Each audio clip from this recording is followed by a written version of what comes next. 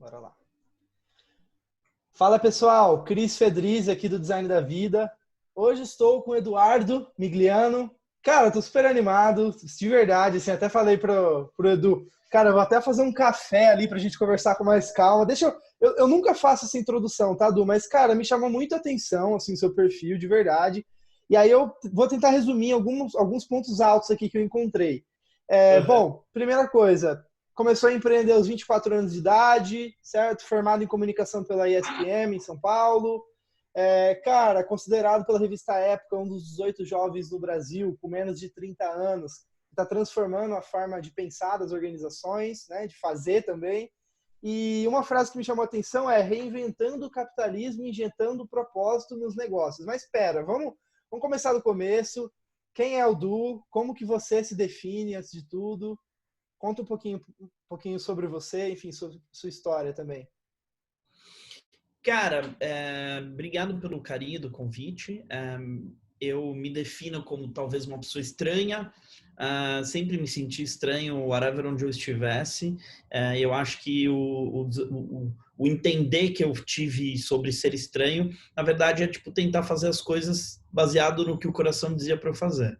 Então, eu trabalhava num banco, de repente, tipo, quando me vi saindo dessa carreira, vamos assim dizer, de mercado corporativo como um todo, me senti um cara estranho, porque era totalmente distinto do que eu deveria estar fazendo conforme a minha formação.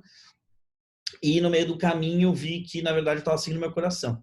Aí eu fui me meter no mercado que, tipo, os players tinham 30 anos fazendo a mesma coisa, e eu, tipo, nunca tinha trabalhado com o que eu estava me metendo, com o que eu estava querendo fazer. Me vi como um estranho novamente. E hoje eu acho que eu me considero essa pessoa estranha, porque eu continuo seguindo meu coração naquilo que eu entendo que faz sentido colocar a mão. Então, talvez seja assim um pouco como eu me defino. E, bom, cara, de onde que vem esse ímpeto de mudar as coisas, de criar coisas, desde a infância, enfim, da onde que vem isso e também de onde vem esse desejo de criar ali a 99 Jobs, quando a gente fala de carreira, né? Tô bem curioso para saber. Eu acho que a gente, no meio do caminho, foi encontrando uma solução onde eu pudesse resolver um problema. O modelo de empreender, a cachorra tá on fire aqui, pera só um minuto. Tranquilo. O modelo de empreender, ele se dá a partir do sentimento que você tem de querer resolver um problema. E eu queria resolver um problema que era a forma como a gente prestava processos seletivos. E aí me meti no mundo do recrutamento para tentar resolver esse problema. Estou aí até hoje, apaixonado. Então, eu acho que assim, você querer criar alguma coisa, não sei necessariamente se era essa a minha intenção. Eu acho que, de alguma forma, vai dar certo se você quiser resolver um problema. Então, por isso que eu falo muito que as pessoas têm que ser apaixonadas por problemas, das quais elas precisam encontrar onde elas imaginam que faça sentido. Seja num food truck, como você contou, seja numa multinacional, entendeu? Só que elas estão ali apaixonadas por resolver problemas. E esse problema tem que ter um vínculo emocional com algo que você tem um livro que se chama Indignai-vos, né? Que é muito isso, ele fala que o primeiro ímpeto é de putz, preciso resolver isso porque me incomoda de alguma forma. É isso ou é muito mais assim de putz, existe esse problema, eu tenho as habilidades e eu vejo uma oportunidade de mercado? Como que foi isso para você, falando de carreira? Antigamente as pessoas queriam resolver problemas conforme aquilo que elas viam na frente delas. Então, gosto muito de hambúrguer, vou tentar fazer um hambúrguer melhor, ou que faça sentido para mim e outras pessoas vão gostar também. Vou resolver o problema do hambúrguer que está faltando. Hoje, eu acho que as pessoas tendem a se preocupar um pouquinho mais em resolver um problema e fazer com que esse problema seja uma solução para um mundo melhor. Eu acho que esse é um ponto muito importante. A gente via muita gente sendo eliminada por filtros burros do Excel. Então, a gente criou um processo seletivo onde as pessoas eram eliminadas pelos valores. Se você não tinha os mesmos valores que aquela empresa, não adiantava nem você querer trabalhar lá, porque você não ia gostar depois. Então, foi meio que o turnaround que a gente fez, vamos assim dizer, no que a gente entende que é o nosso mercado, ajudando as pessoas a tomar decisões baseadas em valores. Agora, eu concordo que o mundo tem caminhado para uma tentativa de resolver problemas complexos e que, ao mesmo tempo, são básicos, né? Esses dias eu tive acesso a um número, esses dias não, já faz um tempinho, tive acesso a um número, 50% da população brasileira não tem acesso ao saneamento básico. Tipo assim, a gente tem um mundo ainda para fazer nisso. Mas a galera só fala sobre fintech, entendeu? Então, assim, daqui a pouco você chuta uma árvore aí na Faria Lima, cai uma fintech. E o que eu quero dizer com isso é que a gente às vezes está mirando aonde os olhos de investidores míopes tendem a olhar, que faz com que você não esteja seguindo de fato o seu coração naquilo que você entende que é um problema que faz sentido. Mas isso aí também está ligado às pessoas que se sentem empoderadas a empreender, na verdade, por sua maioria, serem grandes privilegiados, né? Eu acho que tá mais ligado a isso. Empreender no mundo tecnológico, né? Porque os maiores empreendedores do Brasil é o pipoqueiro, o dono do carrinho de lanche. Antes da Bel Pass começar a falar sobre empreendedorismo, esses caras já falavam sobre isso há muito tempo nesse país. Infelizmente, como uma opção de subemprego, né? Mas, sim, é meio que por esse lado que eu concordando com a sua referência no livro, eu acredito que hoje, se você quiser resolver um problema que também é um problema do mundo, ou que também é um problema da forma como a sociedade se organiza, seria legal.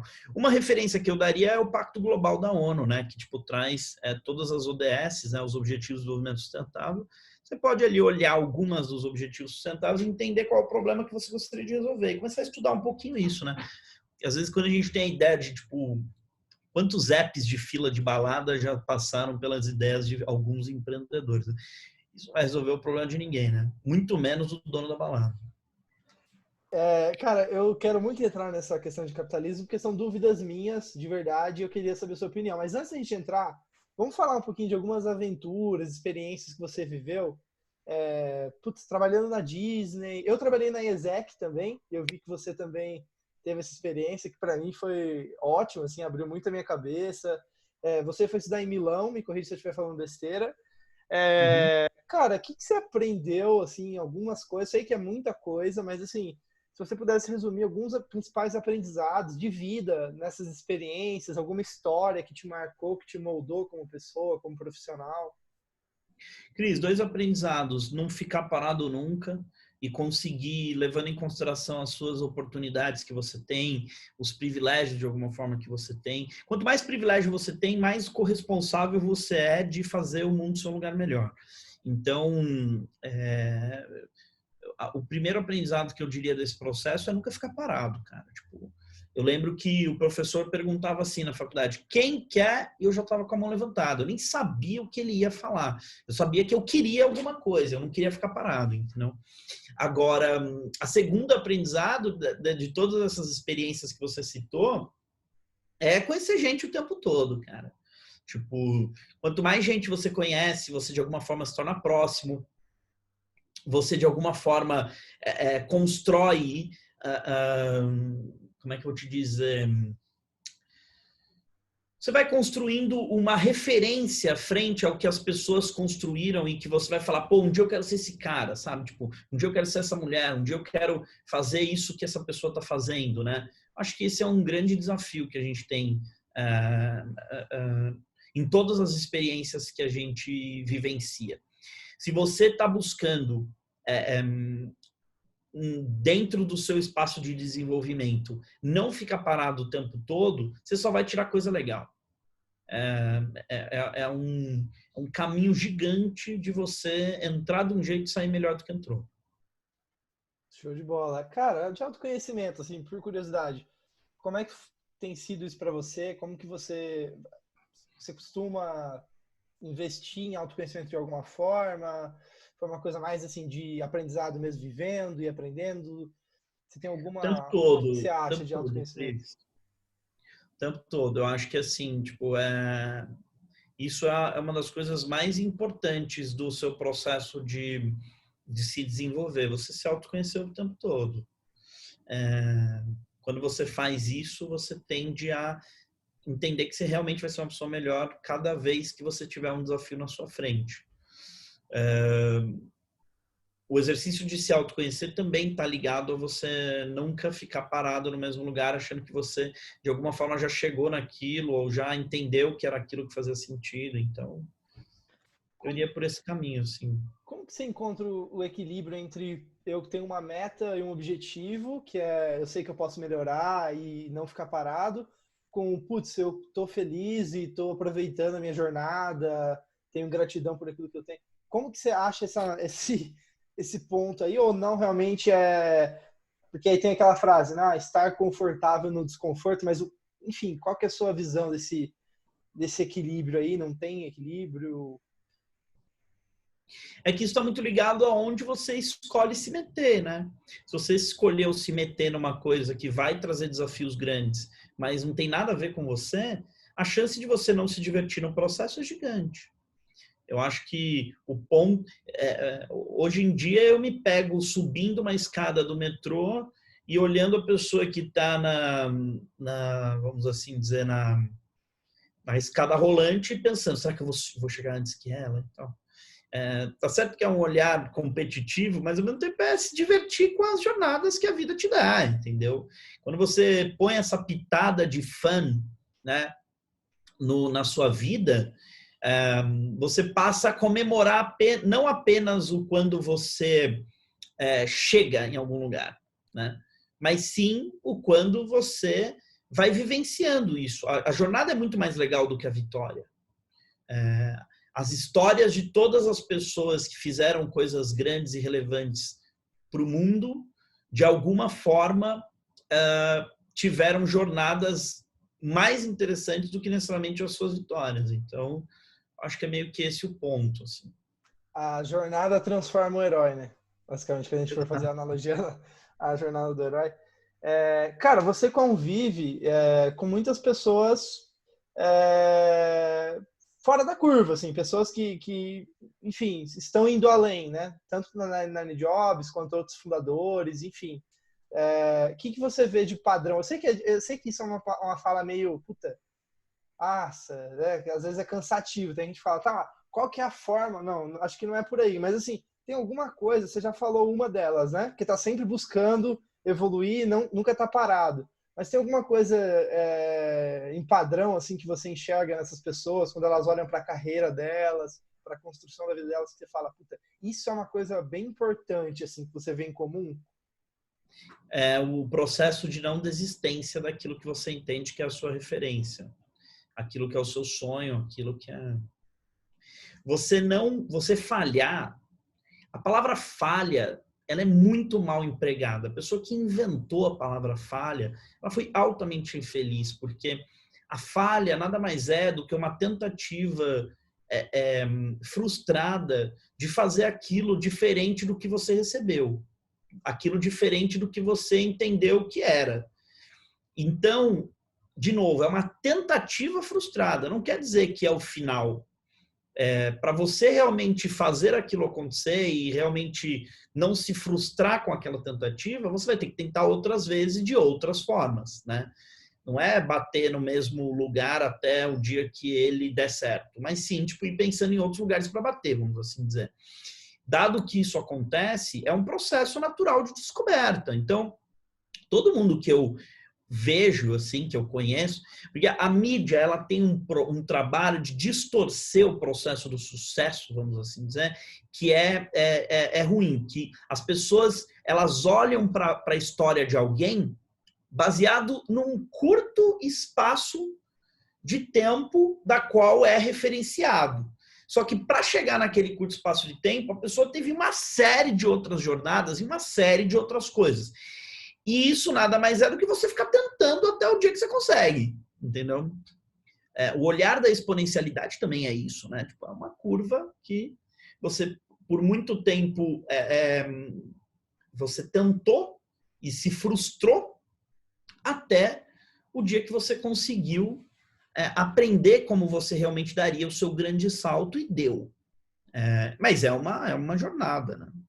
Sabe, isso vai desde a história da dupla sertaneja que ficou conhecida nos últimos 5 anos, mas está na estrada há 35, até pessoas realmente que, sei lá, a Amazon hoje é uma referência para o mundo e coisas do tipo. Mas os caras estão lá desde 94, né? Desde a época que nem internet, existia internet direito, imagina fazer uma entrega por internet. Tipo, quanto mais você bate, tanto bate até que fura. Como é que é essa frasezinha? Nem lembro. É mais ou menos isso, É isso. Cara, isso eu Lembro acho que tá uma muito... vez, Cris, que, tipo, logo no comecinho, assim, da Nine, algumas pessoas me perguntavam, e aí, agora você vai fazer o quê? Né? Nine já tinha 1 ano e pouco e tal. Eu falei, como assim agora eu vou fazer o quê? Eu vou fazer a Nine. Não, mas você já conseguiu lançar e tal. As pessoas acham que você empreender é você lançar uma ideia, entendeu? E, cara, não, na verdade, tipo, é você... Primeiro que não existe isso, né? Tipo, o cara que se vende como empreendedor é uma falácia, né? Tipo, empreender é um skill. A mesma coisa que eu me vender que eu sou um curioser, sei lá, tipo, não existe isso, entendeu? Curiosidade é uma skill que você tem no seu cinto do Batman ali e você tira. E empreender é isso, você pode ser um empreendedor dentro do espaço corporativo, por exemplo. Então, eu nunca gostei do rótulo de que eu sou um empreendedor, entendeu? Eu sou um profissional de recursos humanos que tem características empreendedoras dentro do meu dia a dia, na forma de resolver meus problemas.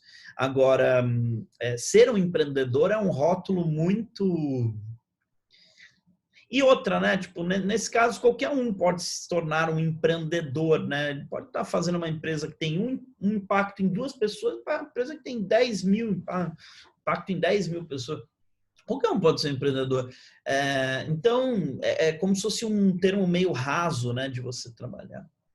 E do seu cinto do Batman, o que são as 5, sei lá, as 5 coisas do seu dia a dia assim que você mais usa? Uma skill analítica que você tem que usar muito no seu dia a dia para resolver cenários complexos? Ou design, sei lá, o que você tira do seu cinto do Batman que você acha que é legal compartilhar? Curiosidade, coragem e empatia. Essas são as 3 principais, assim.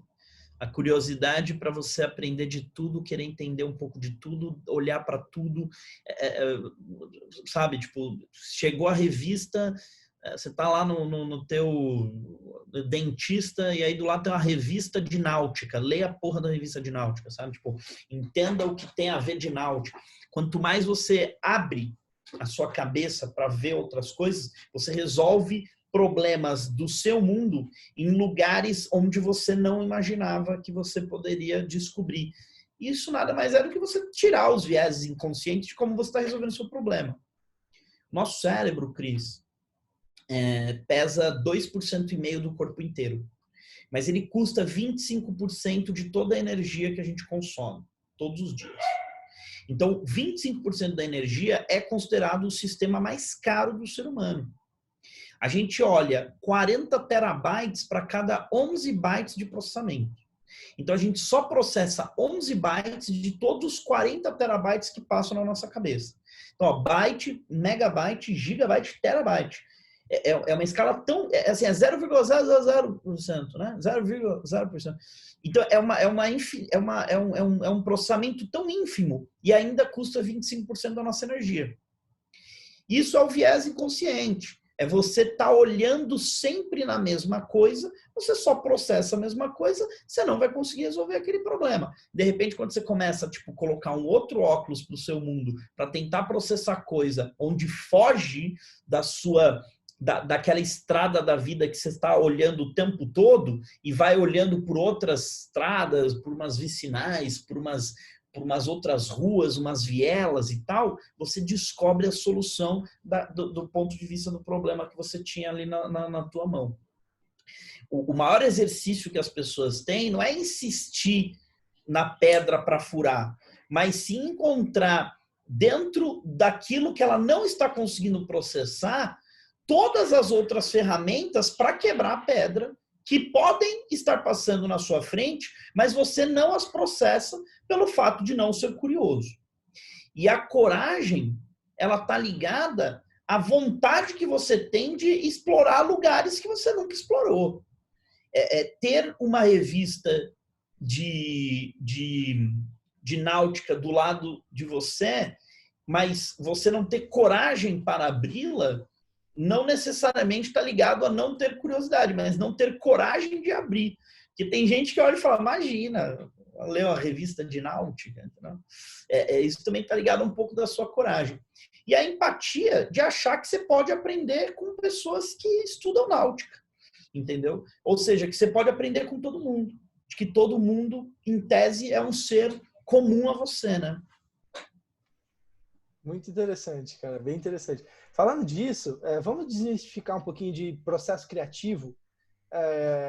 Porque eu acho que às vezes a gente fala muito de criatividade como se fosse uma pessoa bagunçada, pintando sozinha um quadro ou qualquer coisa assim, mas qual que é a sua visão e explicação sobre processos criativos, colaborativos, assim?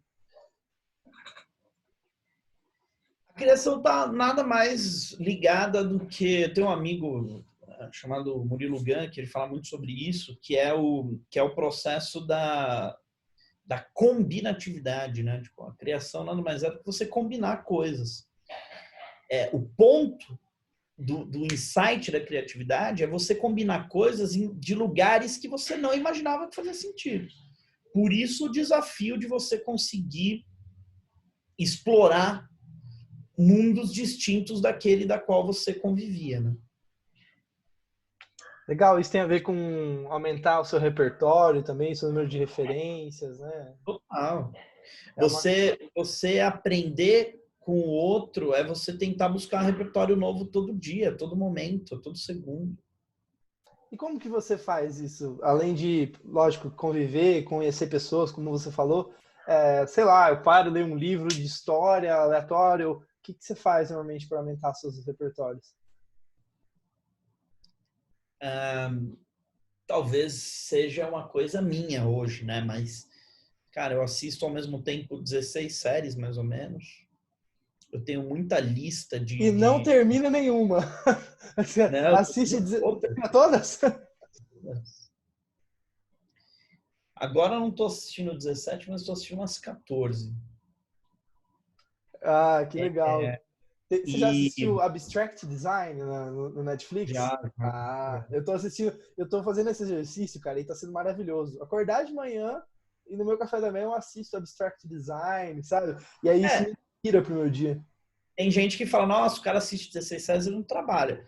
O ponto é que, tipo, tem lugares onde eu assisto que as pessoas comumente não assistem. Então, ao invés de você assistir um jornal, eu assisto série, entendeu? Tipo, nossa, mas aí o Du não sabe das notícias. Vou saber de um jeito mais rápido, talvez mais dinâmico para mim, que não necessariamente um jornal, entendeu? Eu assino muita newsletter. Eu devo ter, tipo, newsletter desde, tipo, corte e costura até newsletter de inteligência artificial. Estou fazendo um mestrado, inclusive, em inteligência artificial. Eu estou fazendo uma série de lives no meu Instagram, chamado Festival para Pessoas Estranhas, que todo dia eu entrevisto uma pessoa, assim como você está fazendo aqui, todo dia eu entrevisto uma pessoa que é considerada estranha. Então, eu já entrevistei um padre, já entrevistei uma Kangirl, eu já entrevistei tudo que vocês imaginarem, assim, eu já entrevistei.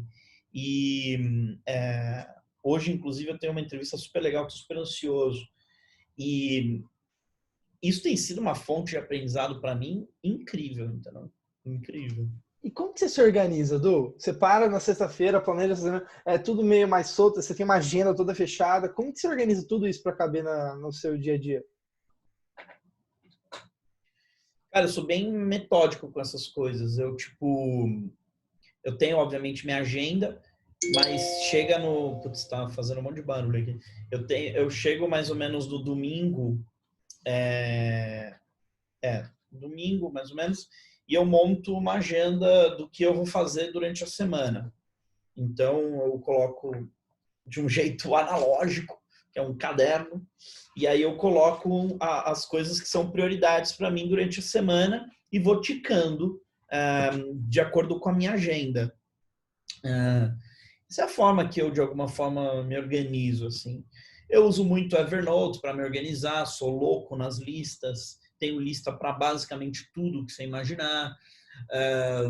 Eu, eu gosto, eu tenho muita lista, essa é a melhor forma de me organizar. Mas a ferramenta que eu mais uso é minha agenda. Eu acho que assim, ter uma, no caso eu uso a agenda do Google, né?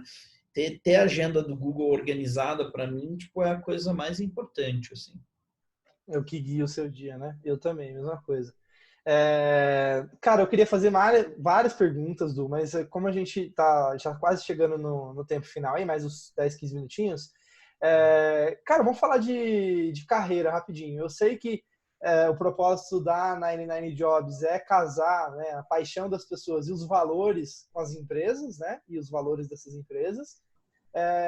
Cara, vamos falar se o Du tivesse começando agora, 20 anos de idade de novo, 19 anos, lá, começando a faculdade, ou decidindo o que ia fazer da vida, ou 20 anos, enfim, ou qualquer momento que repensando a carreira. Por onde você começaria? Assim, você experimentaria, conversaria com algumas pessoas antes? Ou não, era mais fazer e aprender? Por onde você começaria de novo? Faria tudo que eu fiz igual. Eu acho que eu não, nesse sentido, eu não errei, assim. A única coisa que talvez eu faria diferente é escutar um pouquinho outras pessoas com outras possibilidades de investir do que o que eu escutei no começo. Mas eu faria igual. Não mudaria nada. Eu me arrependo de outras coisas, mas no começo eu não me arrependo, não. Mas o que você avaliaria, assim, de novo? Eu sei que isso é uma pergunta injusta. Ah, se você tivesse o conhecimento que você tem hoje, puta, é sacanagem perguntar isso, porque a própria jornada te formou e, enfim, né, aquilo que a gente já falou, mas... Então, mas quando eu era moleque, eu começando de novo, eu faria tudo igual, porque não é uma. Isso não depende do teu repertório. Isso depende da fase que você tá com aquele negócio, entendeu? Tipo, talvez hoje eu tivesse acesso a outro nível de investidor que eu tive lá atrás. Consegui, tá bom, teria. Só que assim, tipo, não é o investidor que vai fazer o seu negócio acontecer, entendeu? O business que é feito de investidor, hoje, ele é fadado a morrer, entendeu? É um business que, tipo, o dinheiro manda mais do que o seu produto, mais do que as pessoas que estão lá dentro, é fadado a morrer. É um tipo de coisa que você pode até ganhar dinheiro com isso, mas e aí? O que você vai fazer? Entendeu? Depois você vai fazer alguma coisa que você queria, sabe? Tipo, eu sou muito contra essas carreiras assim, do tipo, ganhei dinheiro no mercado de financeiro e agora vou fazer. Porque não fez essa porra antes, entendeu? Tipo, perdeu tempo, sabe? Não, porque agora eu sei do mundo do. Foda-se, entendeu? Ainda mais ainda, se fosse um lugar, trabalhei no mercado de investimentos, que é um lugar que, tipo, trabalham brancos, negros, mulheres, todos são iguais dentro do espaço de construir um mundo mais justo, ainda vai, entendeu? Não é exatamente o oposto disso tudo. Então, assim, pra quê, né? São provocações boas quando a gente fala de organizações. Então, o que vocês repensam no modelo organizacional? Enfim, né, essa é até uma palavra que pode soar um pouco ruim, mas assim, o que vocês fazem de diferente hoje na 99 Jobs? Você acha que é legal compartilhar, talvez, com o empreendedor que tá ouvindo? O que você discorda? Assim, puta, você vê no mundo corporativo e fala, meu, isso que você falou agora, puta, é o contrário, né? Então, assim, o que você vê que às vezes te incomoda um pouco, que você está tentando fazer de diferente? Os espaços corporativos, eles tendem a deixar as pessoas mais burras, né? Então, assim, tipo, o maior desafio que a gente tem, ao meu ver, é, tipo, dentro do espaço corporativo, é não ir buscar referência de buzzwords que existem para tentar colocar dentro do seu espaço de trabalho que às vezes não tem nada a ver, entendeu? Tipo, todo mundo, desde que eu existo, que eu conheço o espaço corporativo, falam sobre squad, só que agora inventaram um nome chamado squad. Tipo, beleza, entendeu? Tipo, aí agora a empresa vai fazer squad porque chama squad. Ela não consegue fazer o diretor conversar com outro diretor há 10 anos, entendeu? Aí vai fazer o squad. Sabe umas coisas assim? Acho que essa é uma falácia que existe dentro do espaço. E outra falácia para mim, que é uma coisa que eu fico triste de coração, por mais que seja um branco privilegiado falando, brancos, privilegiados, cis, hétero, todas as categorias de homem privilegiado, o quão injusto é o espaço das grandes organizações, né? Elas não representam a sociedade como um todo e estão muito longe de representar, né? A ferramenta processo seletivo é uma das formas de maior geração de racismo e desigualdade na sociedade da forma como ela é. Eu acho que assim, a coisa que eu mais tento atacar dentro do nosso trabalho hoje é a tentativa de reparação social. Eu não falo nem de diversidade, é de reparação social. Diversidade é mais uma palavra bonita que encontraram para tentar fazer uma coisa que não estão conseguindo. Porque a diversidade não é colocar negro na sua empresa. Aliás, a diversidade pode até ser não colocar negro na sua empresa. Mas fazer com que esse negro entre e consiga conviver e ter voz e ser escutado e as pessoas queiram almoçar com ele é a reparação social. E as empresas não estão dispostas a reparar socialmente. Elas querem o lucro e ponto, entendeu? Eu acho que esse baseado na pergunta que você fez, essa é uma das coisas que eu fico triste, que eu tento combater dentro do meu dia a dia. Perfeito. Du, para finalizar, cara, 2 perguntinhas, tá? E aí já vou te liberar aí, que o Du deve ter algumas outras coisas ali também para concluir hoje. Vamos falar, cara, de visão de mundo, assim. Putz, por que tudo isso? Por que tanta dedicação nesse sentido? É a superação de si mesmo? É deixar algo de valor no mundo? É porque a gente existe mesmo e enfim, a gente tem que trabalhar e é algo de valor para a sociedade? Qual que é a sua visão de mundo, assim? Por que tanta dedicação? Por que esse foco na entrega, no trabalho, enfim, no que a gente faz no dia a dia? Cris, a gente só veio ao mundo para amar e ser amado. A gente não veio fazer mais nada. Então, assim, tipo, você só criou esse podcast para se sentir amado. Eu fiz minha empresa para me sentir amado. Entendeu? Eu fiz uma faculdade para um dia me sentir amado.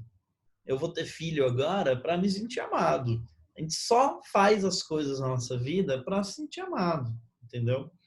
O dia que você perde a compaixão de entender o que o outro entende que precisa ser amado naquele momento, como necessidade não atendida, você cria guerra, entendeu? Então, assim, todo mundo tem só uma intenção, se sentir amado. E para cada momento do entendimento de se sentir amado, existe uma necessidade não atendida. Se a pessoa não sente que ela está com aquela necessidade não atendida, aquilo vira merda. Então, assim, a gente só faz as coisas para se sentir amado. Ah, o Du fez a empresa porque ele queria... Não, ele fez para se sentir amado. Tipo, simples assim. É difícil você entender. Tem 2 motivos que eu diria que é o se sentir amado. Você se sentir útil e ouvido. Tudo que você está fazendo é com a intenção de você se sentir útil e ouvido. Se eu não me sinto ouvido, né, eu não consigo me sentir amado. E se eu não estudo para fazer um dia alguma coisa, um trabalho, e não me sentir útil, eu não me sinto amado. Por isso que tem alguns espaços na sociedade de trabalho, por sua maioria, às vezes até mesmo funcionalismo público, onde as pessoas se sentem tão tristes, se sentem tão... Eu sei que eu estou generalizando, nem é uma verdade isso, mas existem alguns espaços de função, de trabalho, onde as pessoas se sentem muito... O brasileiro não, né? O branco, vamos assim dizer, privilegiado, ele tende a criar funções onde as pessoas não sintam-se amadas, né?